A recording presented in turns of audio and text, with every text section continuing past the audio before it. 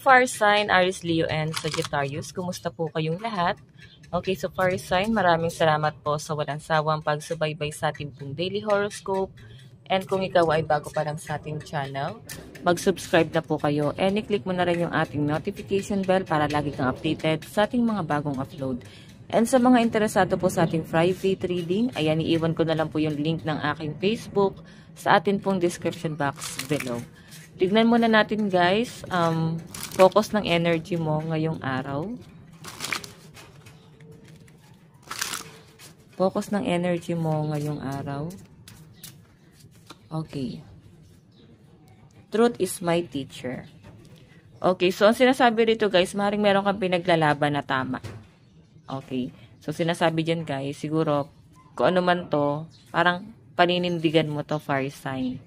Kasi alam mo yung totoo. Alam mo sarili mong tama yung pinaglalaban mo. And marami ka nang natutunan sa parang sa nakalipas na panahon, sa mga nakaraang panahon, or pwedeng sa nagdaang panahon.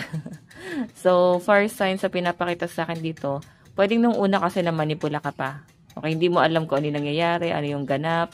Pero sa pinapakita sa akin guys, ayan. Truth is my teacher. Parang may nadiscover ka, fire sign. And I think parang natauhan, yun ang nasasagap po dito. May mga natauhan dito, fire sign. And kung ano man to, sa nakikita ko guys, alam mo kung ano yung gagawin mo ngayon. Alam mo kung ano yung nangyayari, alam mo kung sino yung tatawagin mo, sino yung maasahan, sino yung, alam mo yun, magiging sandalan mo ngayong pwedeng down ka or masaya ka, kung sino yung dapat isama mo lang. Okay? Ayan. Truth is my teacher. Tignan pa natin guys. Siguro guys may mga ano dito, no? Matagal kayong na-manipula eh. Matagal nyo nalaman or na-discover bago nyo malaman na pinapaikot ka lang pala, iniisahan ka. Kasi manipulative yung mga nakasama mo guys. So parang user. Okay, parang nakikita ko sa mga fire sign dito, bugbog na kayo sa dami ng mga gumamit sa inyo. Sa dami ng inisahan kayo. Okay, tignan pa natin guys. Okay. Ano naman yung overall energy mo? Overall energy. Energy po ni fire sign. So guys, meron tayong death. New beginning to guys, no?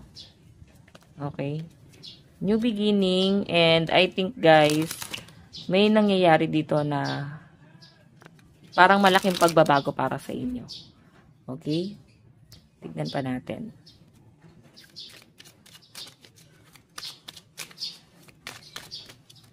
Meron tayong the Hermit.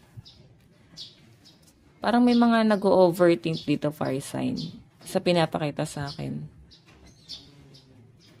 Okay, parang hindi mo pa rin alam kung tama pa ba itong ginagawa mo. Or nasa right path ka ba ngayon. Pero sinasabi kasi rito guys, nandun ka na sa new beginning eh. Okay, may bagong simula na nangyayari sa inyo. So, kung ano man to guys na pinag-iisipan mo or dahilan kung bakit ka nag-overthink ngayon, is parang nakatadhana siya guys na mangyari. Ito, the truth is my teacher, diba? Truth is my teacher. So, marami kayong nare-realize ngayon, fire sign.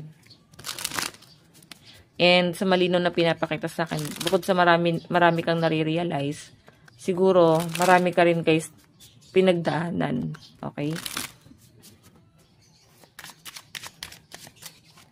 Meron tayong the tower. So, may natapos. May nabalitaan.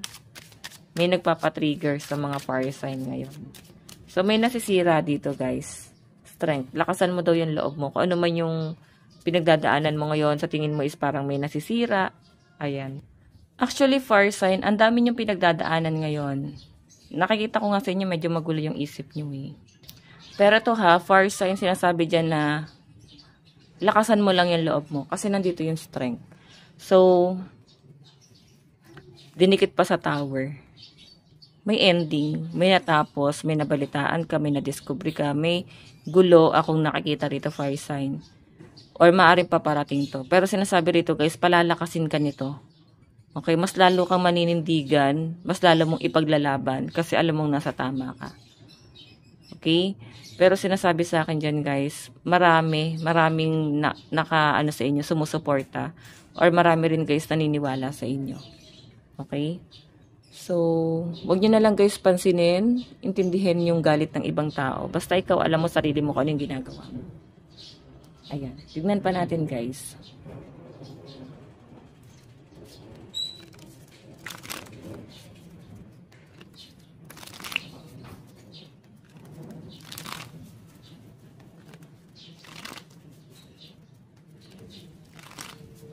Overall energy.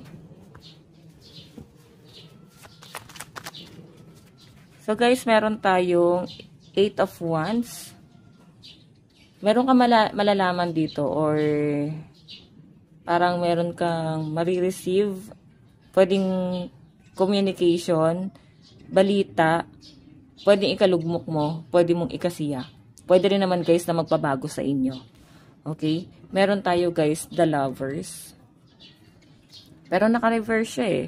So, I think ito guys, sa relationship mo sa person mo, mukhang hindi mo to pagdududahan kung ano man ang intention niya sa inyo. Okay, since naka-reverse yan, tapos the Hermit pa, no? Hindi mo pag-iisipan na baka meron siyang ibang intention, baka meron siyang ibang gustong mangyari, or pwedeng baka saktan ka niya. Ganon yung masasagap ko guys, hindi mo pagdududahan yung intention ng person mo sa'yo. Okay? Pwedeng nakakapag-isip-isip ka, pero siguro paniniwalaan mo. Or pwede guys na magtitiwala ka na lang muna sa kanya. Kasi sa ngayon nakikita mo na siya yung magiging safe zone mo. Okay? Tignan natin. Meron tayong 5 of Swords in reverse na naman. So, the Tower. Ito guys, kung meron man kayo guys mabalitaan or wala na kayong pakialam kung sino man ang masagasaan nyo. Parang ganun. Kasi masyado na nila kayo guys dinudurog. Okay, hindi ka na nai-stress dito oh. Wala na kayong pakialam fire sign. Basta gagawin nyo sa tingin nyo is tama. Okay, and nakikita ko naman guys, nasa tama kayo. Yun yung pinaglalaban mo oh. Yung focus ng energy mo, pinaglalaban mo kung ano sa tingin mo is tama. Okay, tignan pa natin fire sign. Fire sign, meron tayong the Emperor. Okay, so ito guys, strength, sabi ko sa inyo, mas patatatagin ka palalo dahil sa mga pinagdadaanan mo ngayon, dahil sa dami ng nangyari sa inyo. Parang yun nga, kagaya na sabi ko kanina, parang ang daming gumamit sa inyo fire sign. So, pwedeng wala pa sila guys utang na loob, no? Kasi, pwedeng ikaw yung tumulong sa kanila na hindi man lang nila guys tinignan yung mga sacrifice nyo. Kasi parang ang tinitignan lang kasi nila guys is yung sacrifice nila para sa inyo. Okay, yun yung malinaw na pinapakita sa akin. And masyadong manipulative itong person na to. Hindi ko siya guys nakakita sa relationship pero malapit sa inyo. Masyadong manipulative. Ayan, the Strength tapos Emperor. Okay, kaya parang ikaw nakikipagmatigasan ka na rin. Ganun, wala kayong appreciation. Parang ganyan. So, panindigan nyo na lang. Parang ganyan. Okay? Sige, tignan pa natin guys. Advice. Advice po para kay fire sign.